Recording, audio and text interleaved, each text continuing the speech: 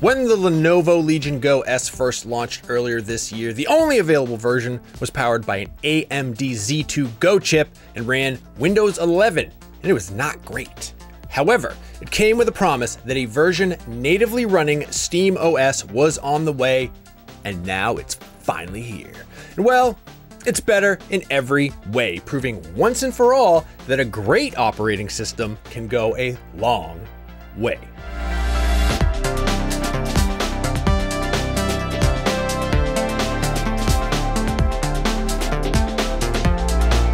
Just like the Windows-based Legion Go S we looked at back in February, this SteamOS-powered version is an all-in-one design, as opposed to the original Legion Go with its Switch-style removable controllers. The only difference between this and the Windows version, at least before you turn it on, is the colorway. The SteamOS version has a nice Nebula Nocturne purple color. It looks awesome. It's beautiful. You still get the same back paddles that are nice and clicky if you're into that kind of thing, along with the adjustable triggers that could do with an extra level of control. On the top of the device is the power button and 2 volume buttons. You'll also find 2 USB-C ports right next to each other for charging the device or connecting accessories. The face buttons are also largely the same as the original Legion Go S, but with one slight difference. The Legion button on the top left corner of the display is now a Steam button, which will bring up the Steam menu just like it does on the Steam Deck. This automatically makes this button much more useful, as it gives you immediate ability to close your game or get to chat without having to jump through a bunch of hoops. Also, like the Steam Deck, the quick settings button located above the start button next to the top right corner of the display brings up the same settings panel as on the Steam Deck. This will let you adjust things like brightness, power, and notifications in an easy to parse display. Most Windows-based handhelds also offer a quick settings panel like this one, but they have a tendency to shove as many different options as possible into the panel, making it a little harder to navigate than the simple menus on the Legion Go S. Beyond the chipset running the thing though, the biggest difference between this and the Steam Deck is probably going to be the display.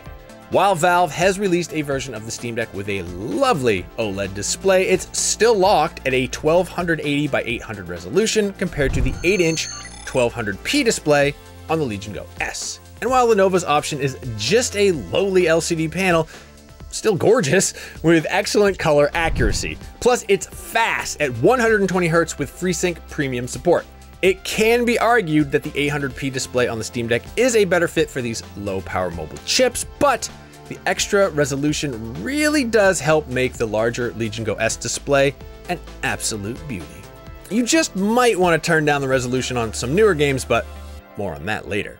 With the Legion Go S's larger screen though comes a larger chassis. While the two handhelds have a similar thickness, the Legion Go S is nearly half an inch taller than the Steam Deck and 0.2 pounds heavier. Now, 0.2 pounds doesn't sound like a lot, but let me tell you, after holding both for long periods of time, it's noticeable. The comedically small touchpad also returns, and while it was a major bugbear with the Windows version of the Go S, it really just depends on how much you care about having a usable trackpad. Now, our reviewer never really used the haptic trackpads in the Steam Deck for anything other than navigating menus and typing on the on-screen keyboard, so the tiny trackpad here doesn't bother her very much. But if you play a lot of games that need that extra level of control, it could definitely be a problem. The Lenovo Legion Go S with SteamOS is the first handheld not made by Valve that natively runs SteamOS. And while you can install SteamOS on the ROG Ally X or the original Lenovo Legion Go, having something that comes with the operating system running out of the box is a huge deal for anyone that doesn't want to deal with the hassle of re-imaging their handheld. SteamOS was built from the ground up to be usable with a controller, and it really shows. Just as with the Steam Deck itself, it launches straight into a version of Steam Big Picture mode. You log into your Steam account and you're good to go. Compare that to the setup process on the Windows version of the Go S, where you have to go through touchscreen hell to actually set up the various game stores you use, signing in and even navigating their UIs to install the games you want to play. No, thank you. Once you get the games installed, you can launch them from the Legion Space app, but you still have to deal with Windows in a huge way. The ease of use of SteamOS does have its downsides though. While you can get some other launchers running on the Linux-based OS, it takes enough effort that a lot of people are going to feel confined to Steam's library. That's a huge library to be fair, but you won't be able to use things like PC Game Pass unless you're willing to do some tweaking. Luckily, you can either just install Windows 11 on this thing if you want to, or just buy the Windows version instead, which Lenovo is thankfully now selling with the same Z1 Extreme APU as the model reviewed here. There are two versions of the Lenovo Legion Go S, one powered by the AMD Ryzen Z2 Go and one powered by the Z1 Extreme. And despite what the numbers in those names may suggest, the Z1 Extreme is both more powerful and based on newer silicon. This chip has a CPU based on AMD Zen 4 and a GPU based on RDNA 3, compared to Zen 3 and RDNA 2 for the Z2 Go. Lenovo sent us the Go S with the Z1 Extreme, which is significantly more powerful than the Steam Deck despite running the same operating system. The Go S also has double the memory as the Steam Deck with 32 gigabytes of LPDDR5X clocked at 6400 megahertz. By default, the Go S has 10 gigabytes of this system memory reserved for the GPU compared to just 6 gigabytes on the Steam Deck. That makes more demanding games like Monster Hunter Wilds a no-go for the deck, but much more feasible on the Legion Go S. So, while Valve waits for hardware good enough to justify making a Steam Deck 2, this little handheld might as well be the Steam Deck 1.5, especially when you look at the performance numbers.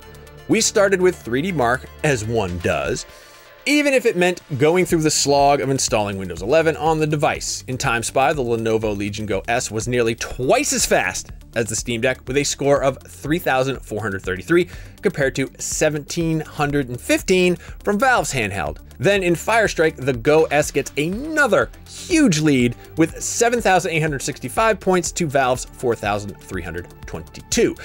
These performance leads carry over to actual games too, which is important. For example, in Cyberpunk 2077, the Legion Go S got 61 FPS at 800p on the high preset with FSR set to performance, compared to 28 FPS from the Steam Deck with the same settings. That is more than double the performance. The Steam Deck held up a little better in Monster Hunter Wilds, scoring 19 FPS to 31 FPS from the Legion Go S at the same resolution and settings, but that's just average frame rate. The Steam Deck had moments where its performance dropped down to the single digits, especially when there were a lot of effects on the display. At its full 1200p resolution, some cracks start to show, especially in Monster Hunter Wilds. While it's still capable of delivering an average frame rate of 27 FPS, the frame drops become extremely obvious, especially in complicated scenes. This is still a handheld after all, and 800p is going to be the resolution you want to stay at if you're playing more demanding games. However, Hollow Knight gets 120 FPS at 1200p, just saying. None of this should be too surprising. After all, the Z1 Extreme is not only using newer silicon, but has a much bigger GPU with 12 graphics cores compared to just 8 in the Steam Deck. Plus, the Steam Deck has a much more conservative 15-watt power budget in the interest of maximizing battery life, whereas the Lenovo Legion Go S will pump double that into its SoC. As with any gaming PC, more power means better performance, but it does come with a hit to battery life. Even in handheld form, battery life for mobile PC gaming is always going to be a challenge. And while handhelds like the ROG Ally X are getting better, you're still only going to get a couple of hours of gaming out of a handheld when you're really pushing the system. The Lenovo Legion Go S is no different. While it lasts 6 hours and 25 minutes in the PC Mark X battery test, it's a different story when playing games. We booted up Baldur's Gate 3 and set a timer with the chip going at full power, and the system died after about an hour and a half of playtime. Keep in mind though that this was at 1200p with the full 30-watt TDP. You can get much better battery life by lowering the resolution or limiting the power going to the Z1 Extreme. The Steam Deck did last longer in PC Mark, but that's to be expected. After all, the custom AMD processor is only using half the power, but that only got the Steam Deck an extra 2 hours of battery life. It really is a game of setting your expectations then. The lower power chip in the Steam Deck will get you better battery life most of the time, but you're getting way better performance from the Z1 Extreme.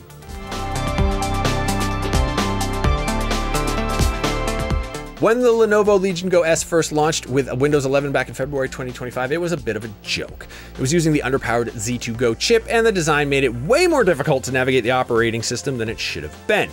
However, by swapping to a more powerful chipset and licensing SteamOS, Lenovo took a lemon and made it into one of the best handheld gaming PCs on the market and a legitimate Steam Deck alternative. For more handheld PC gaming, make sure to check out our review of the aforementioned Lenovo Legion Go S, and for everything else, keep it right here on IGN. Boom.